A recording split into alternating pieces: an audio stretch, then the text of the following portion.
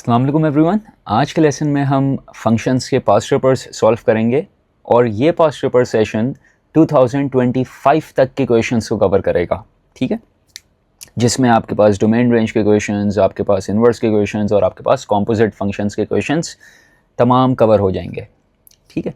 अच्छा, स्टार्ट करते हैं सबसे पहले क्वेश्चन से। So in this very first question we can see that the examiner is asking for the inverse. Inverse में हम क्या करते थे? बहुत आसान है कि हम फर्स्ट ऑफ ऑल जो भी आपको गिवन हो, h ऑफ x गिवन हो, f ऑफ x गिवन हो, g ऑफ x गिवन हो, कुछ भी गिवन हो, उसकी जगह पे आपने y ले लेना है। So y will be equal to 5x minus 1 over 3।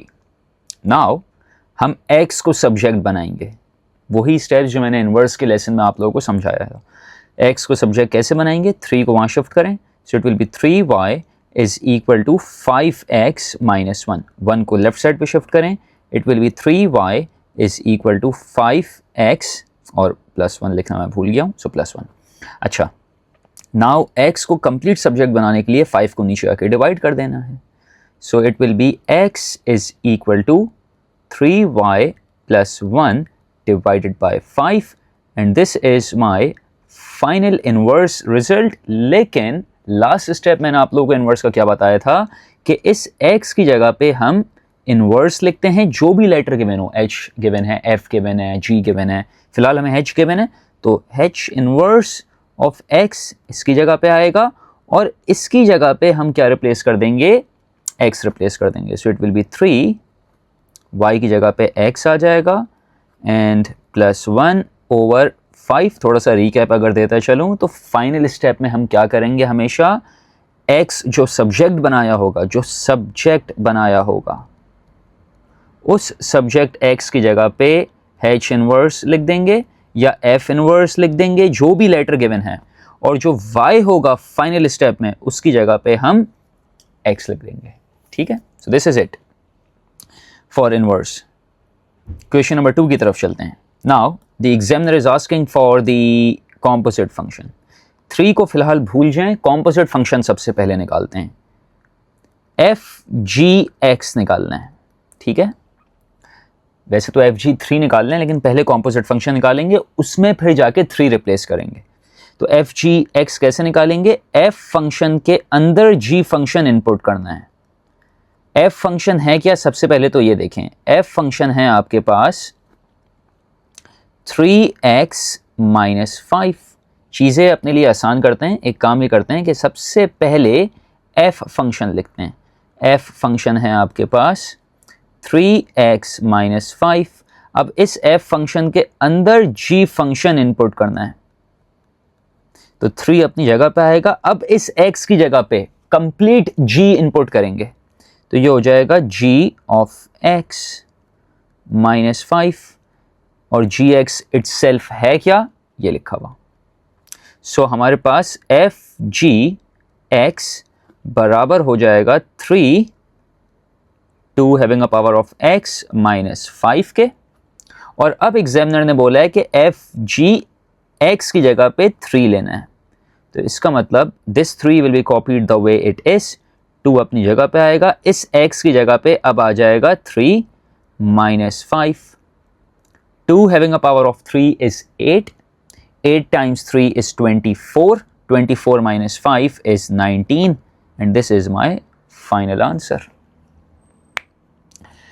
So, थोड़ा सा रिकैप कर देता हूँ। अगर यहाँ पर 3 था तो देखें x की जगह पे भी आपने 3 लिखा, क्योंकि यहाँ पर x है तो यहाँ पर भी x लिखा है। अब यहाँ 3 है तो यहाँ पर भी हमने 3 लिखा, ठीक है। पार्ट बी की तरफ चलते हैं। Then again part B is really easy. आपको इन्वर्स निकालना है। आपके पास ये f फंक्शन है विच इज़ 3x माइनस 5। हम इस f ऑफ x की जगह पे y लिखेंगे, y is equal to 3x minus 5 और फिर 5 को वहाँ जाके शिफ्ट कर दें। x को सब्जेक्ट बनाना है क्योंकि हमें, so y plus 5 is equal to 3x। 3 को नीचे जाके डिवाइड कर दें, so it will be x is equal to y plus 5 over 3। So हम देख सकते हैं कितने आसान क्वेश्चंस आते हैं फंक्शंस के एग्जाम में, और फंक्शंस वाकई में मार्क्स गेनिंग टॉपिक होता है, ठीक है।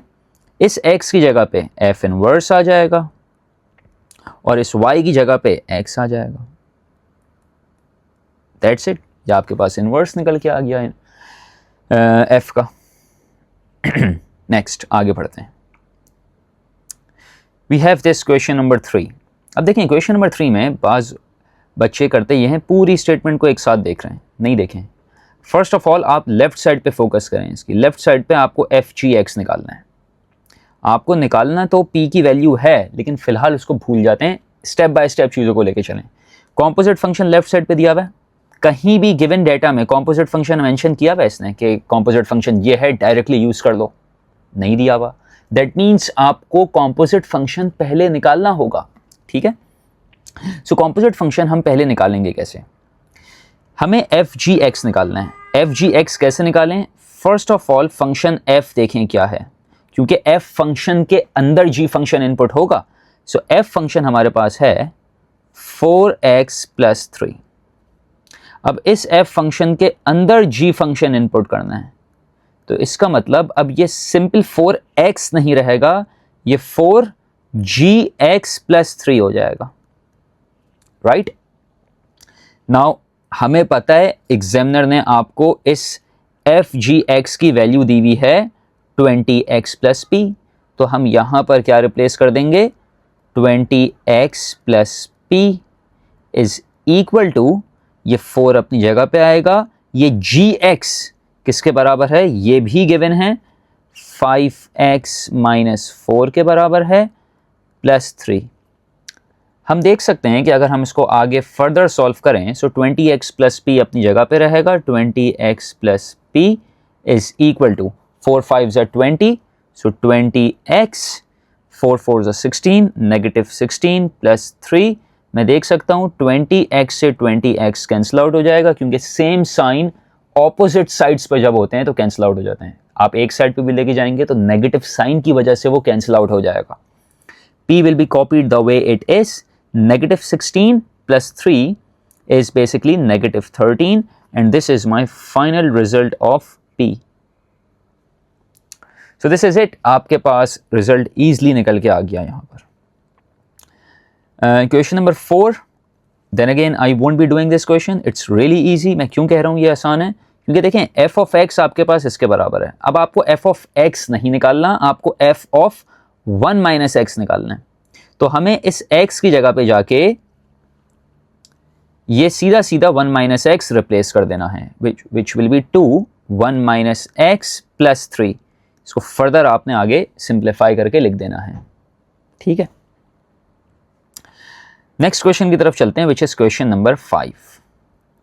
अब देखें क्वेश्चन नंबर 5 में कॉम्पोजिट फंक्शन का सवाल है। देन अगेन g फंक्शन के अंदर h फंक्शन इनपुट करना है।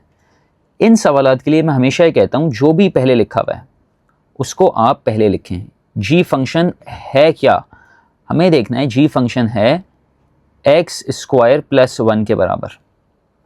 अब इस g फंक्शन के अंदर h फंक्शन इनपुट करना है, इसका मतलब अब x तो x नहीं रहेगा, अब x की जगह पे h of x आ जाएगा, स्क्वायर अपनी जगह पे आएगा +1। अब हम देखेंगे h of x किसके बराबर है, सो g h x बराबर हो जाएगा, h of x किसके बराबर है, ये लिखा हुआ, ये बराबर है 3 having a power of x के, ये वाला स्क्वायर लिखना नहीं भूलिएगा, square +1, and then g h x will be equal to, ये 2 मल्टीप्लाई हो जाएगा x से, सो 3 2x + 1।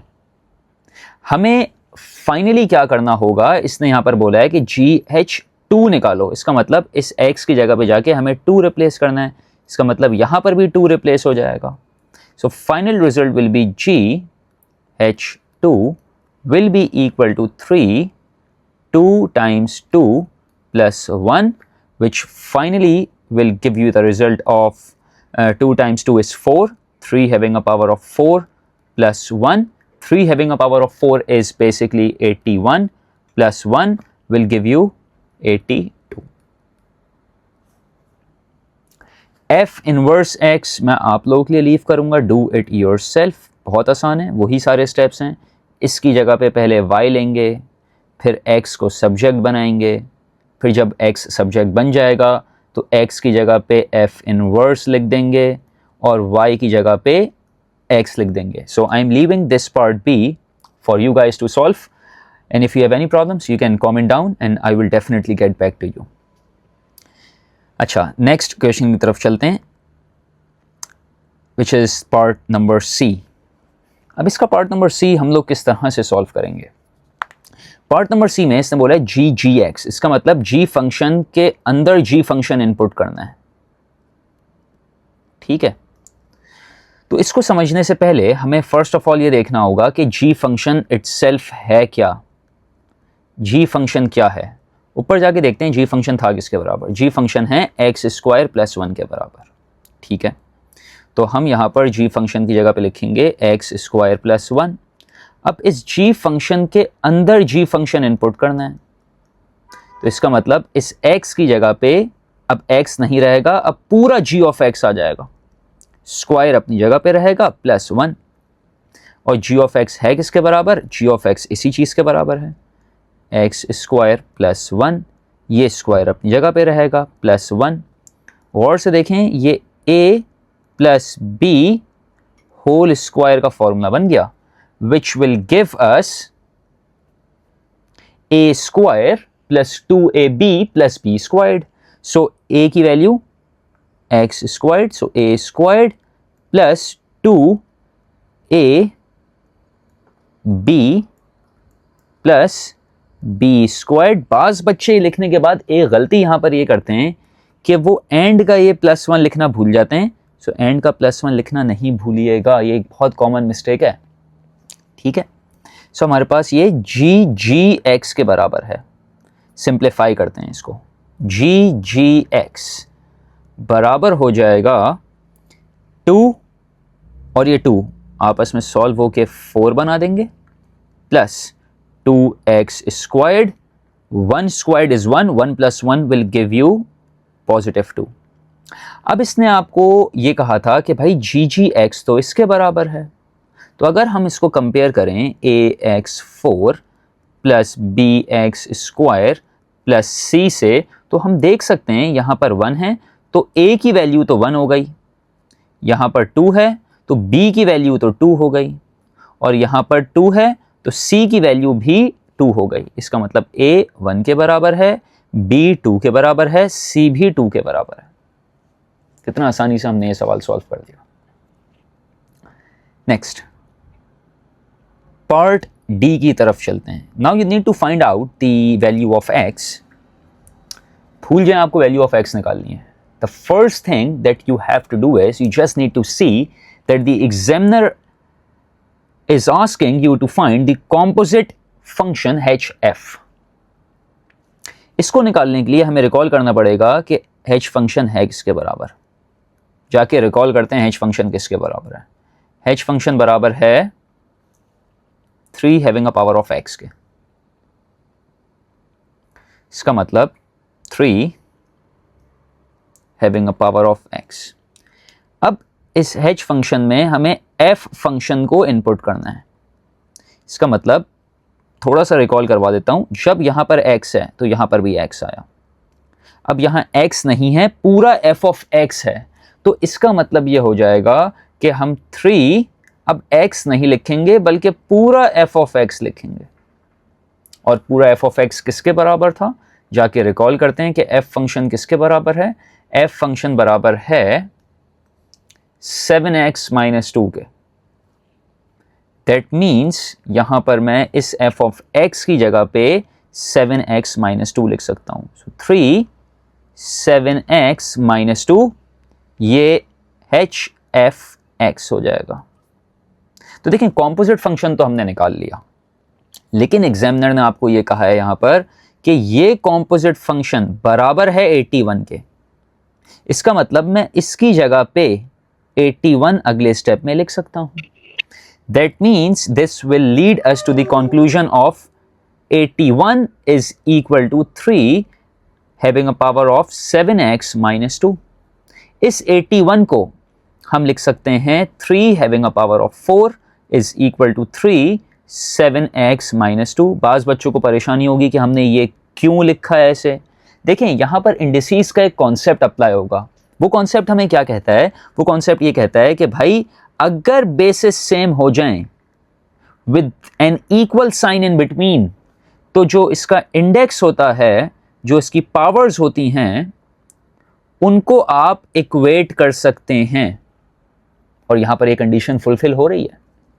हम देख सकते हैं यहां पर कि basis are same with an equal sign in between, तो यहां पर इजली पावर्स इक्वेट हो जाएंगी। 4 will be equal to 7x minus 2, 2 वहां जाके ऐड हो जाएगा, 6 इज इक्वल टू 7x, 7 नीचे आके डिवाइड हो जाएगा, so x will be ultimately be equal to 6/7।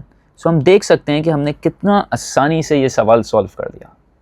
इसका मुझे एक कॉन्सेप्ट और आप लोगों को बताना है फंक्शंस का, क्योंकि मैंने अपने फंक्शंस के लेसन में एक चीज़ डिस्कस की थी कि इसको मैं पहले शो करता हूँ, रुकें। इसका क्वेश्चन नंबर 10 जो है यहाँ पर, इसमें एक बड़ी इंटरेस्टिंग सी चीज़ है, वो मुझे आपसे शेयर करनी है।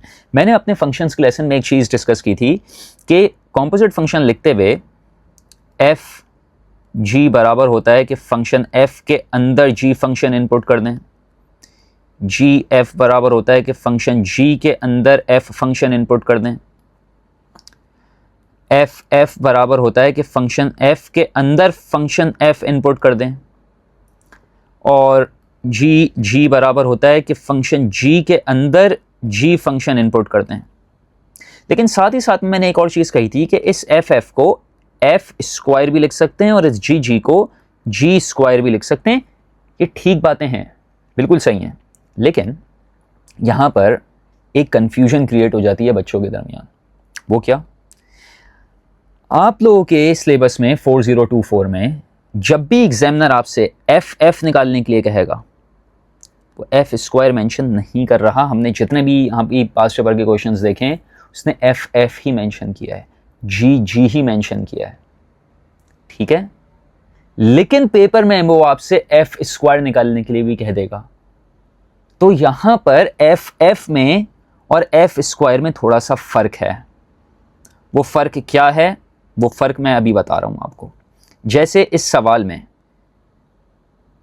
ये देखें, आपसे एफ एफ निकालने के लिए अलग से पूछा। इस एफ एफ का यहां पर मतलब है, मैं इसको जूम इन करके प्रॉपर्ली एक्सप्लेन करता हूं। इस एफ एफ का मतलब है एफ फंक्शन के अंदर एफ फंक्शन को इनपुट करना। हम देख सकते हैं यहां पर एफ फंक्शन क्या है। एफ फंक्शन हमारे पास ये है 3x + 4। तो क्या करेंगे, मैं इसको प्रॉपर्ली करवा देता हूं।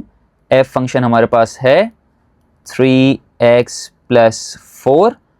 एफ फंक्शन के अंदर एफ फंक्शन इनपुट करना है, तो इसका मतलब 3 यहाँ पर अब पूरा एफ ऑफ एक्स आएगा +4। हमने क्या किया, इस x की जगह पे पूरा एफ ऑफ एक्स अब इनपुट हुआ है, क्योंकि एफ फंक्शन के अंदर एफ फंक्शन इनपुट कर रहे हैं। देन ये 3 और एफ फंक्शन क्या है, एफ फंक्शन है 3x + 4 + 4। अब आप कहेंगे सर ये तो आप ऑलरेडी चीज़ बता चुके हैं, कन्फ्यूजन कहाँ है? थोड़ा सा वेट करें, वो बताता हूँ अभी। इज इक्वल टू रिजल्ट क्या आ जाएगा, 9x + 12 + 4 is equal to 9x + 16। ये रिजल्ट तो आ गया एफ एफ एक्स का। एग्जामिनर आपसे एक डिफरेंट चीज पूछेगा, लेकिन उसको इस तरीके से सॉल्व नहीं कर दीजिएगा। अब ये देखें, एग्जामिनर ने आपसे क्या पूछा, ये आ गया एफ स्क्वायर। इसका मतलब ये कॉम्पोजिट फंक्शन का सवाल नहीं है। अब मेरे उस लेसन से कंफ्यूज नहीं होइएगा, यहां पर आपके पेपर की सेटिंग में, पेपर के अंदर रहते हुए, एग्जाम के अंदर रहते हुए, हम लोग अभी ये सोच लेते हैं कि एफ स्क्वायर एफ एफ के बराबर नहीं है। इसका मतलब एफ स्क्वायर और एफ एफ बराबर नहीं है। अगर एग्जामिनर आपसे एफ एफ बोले, जी जी बोले, ये रिप्रेजेंट करेंगे कॉम्पोजिट नेचर। लेकिन अगर एग्जामिनर आपसे एफ स्क्वायर बोले या जी स्क्वायर बोले, ये रिप्रेजेंट करेंगे स्क्वायरिंग ऑफ फंक्शन, फंक्शन का स्क्वायर ले लेना है, और कॉम्पोजिट और स्क्वायरिंग ऑफ फंक्शन एक बात नहीं होती, अ बिग नो, एक बात नहीं होती। इसका मतलब पेपर में अगर आपसे एफ स्क्वायर पूछा जाए, आपने फंक्शन का होल स्क्वायर ले लेना है। पेपर में आपसे एफ एफ पूछा जाए, कॉम्पोजिट फंक्शन निकालना है, एफ फंक्शन के अंदर एफ फंक्शन इनपुट करना है। तो मेरे उस लेसन से कंफ्यूज नहीं होइएगा, एफ एफ और एफ स्क्वायर टोटली डिफरेंट चीजें हैं। अच्छा, क्योंकि यहां पर देखें आपको एफ स्क्वायर ही निकालना है, सही है। अच्छा, ये सारी बातें करने के बाद ये एफ एक्स स्क्वायर निकलेगा कैसे? बहुत आसान है। हम ये देखेंगे कि एफ फंक्शन है क्या। एफ फंक्शन है 3x + 4। क्या करेंगे हम यहां पर जाके, 3x + 4 आपने लिखना है, सिर्फ 3x + 4 और इसका स्क्वायर ले लेना है, that's it, directly. So it will B 9x² + 2 × 3x × 4 + 4 squared. Solve कर दें, 9x² + 4 × 3 is 12, 12 × 2 is 24, 24x + 16 and this is it. कोई कॉम्पोजिट का चक्कर नहीं था यहाँ पर, सिंपल फंक्शन का स्क्वायर लेना था। तो ये कंफ्यूजन मुझे आप लोगों की क्लियर करनी थी। होपफुली ये पास्ट पेपर्स आपको समझ आए होंगे। If you have any further confusions या एनी प्रॉब्लम्स, या अगर आप चाहते हैं कि मैं मज़ीद इसके पास्ट पेपर क्वेश्चंस करूं, so feel free to comment down and I will definitely make some more lessons on this. Till then take care, Allah हाफिज़।